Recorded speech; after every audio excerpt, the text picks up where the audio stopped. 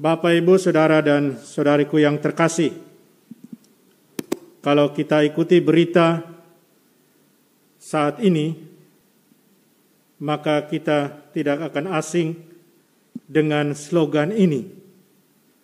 Murah banget.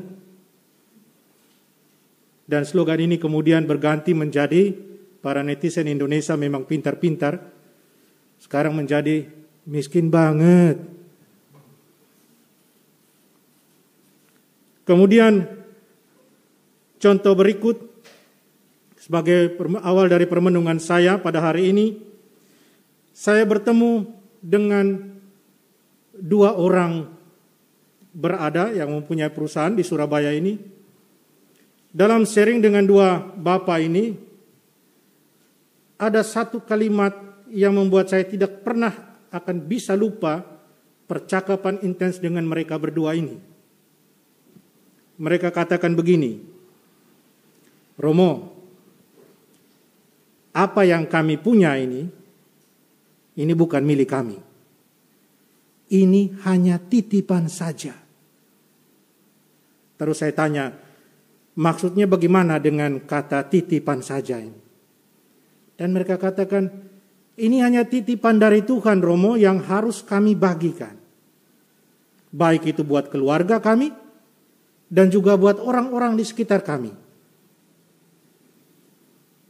Bapak, Ibu, Saudara dan Saudariku, dua contoh yang untuk saya sangat kontradiktif.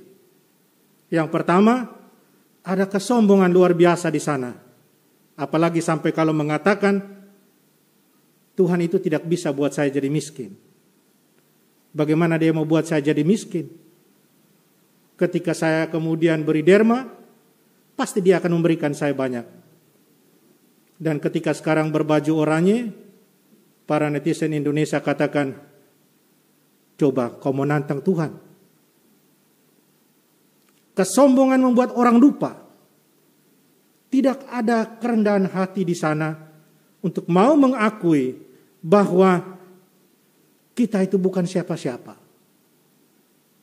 Sebaliknya contoh yang kedua, dan saya yakin ada begitu banyak orang yang seperti ini, yang meyakini sekali karena iman mereka bahwa apapun yang mereka miliki itu harus disyukuri, karena itu adalah titipan dari Tuhan. Dan karena itu tidak bisa tinggal hanya untuk mereka sendiri. Harus dibagikan, harus di-sharingkan dengan orang-orang lain, terutama mereka-mereka yang membutuhkan. Saudara dan saudariku, dalam bacaan pertama tadi kita dengar Nabi Yesaya katakan sangat jelas, perhatikanlah para pemimpin manusia Sodom, manusia Gomora, basuhlah, bersihkanlah dirimu, jauhkanlah perbuatan-perbuatanmu yang jahat, berhentilah berbuat jahat, belajarlah berbuat baik. Rendahkan dirimu di hadapan Allah.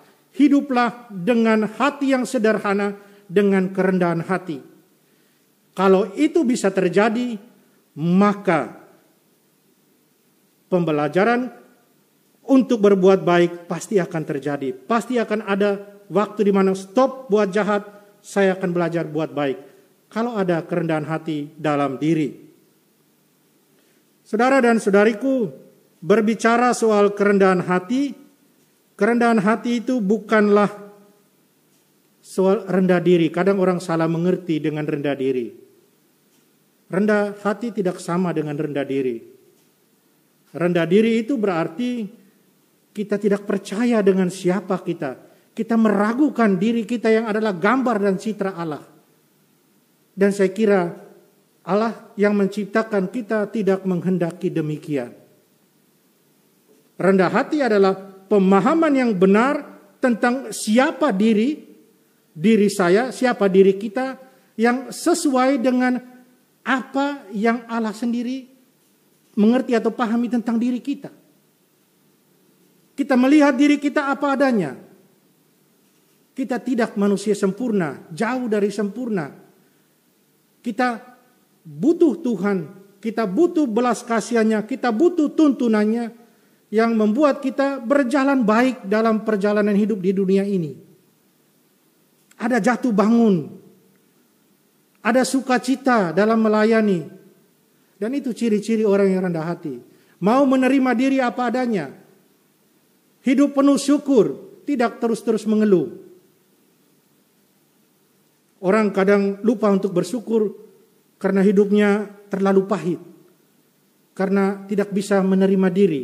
Itulah rendah diri, tapi bukan rendah hati. Orang rendah hati sadari siapa dirinya, lemah di hadapan Allah, dan kemudian menerima diri dan selalu hidup bersyukur apapun yang terjadi dalam hidup. Semua yang ada hanyalah titipan dari Tuhan, termasuk hidup, dan harus disyukuri dan dibagikan dengan orang lain. Saudara dan saudariku yang terkasih, hendaknya bacaan-bacaan hari ini mampu menggugah kita terutama di masa retret agung ini, agar kita sungguh belajar menjadi orang yang rendah hati, tidak sombong, sadar diri bahwa kita butuh belas kasihan Tuhan, bahwa kita butuh apa yang dinamakan pertobatan. Kita butuh untuk kembali kepada Dia kalau kita merasa kita ada yang kurang dalam hidup ini. Tidak perlu mengeluh. Biarkanlah kehendaknya terjadi atas diri kita. Biarkanlah iman kita itu menjadi nyata dalam hidup kita sehari-hari. Dan biarkanlah Tuhan Yesus nampak dalam diri kita. Sehingga kita berjalan, orang akan katakan demikian, pasti Anda ini pengikut Tuhan. Pernah enggak Bapak Ibu mengalami hal itu? Ada aura sukacita yang keluar dari kita. Ketika orang bertemu, orang katakan dia ini pasti pengikut Tuhan. Dia ini memancarkan sukacita dari Kristus.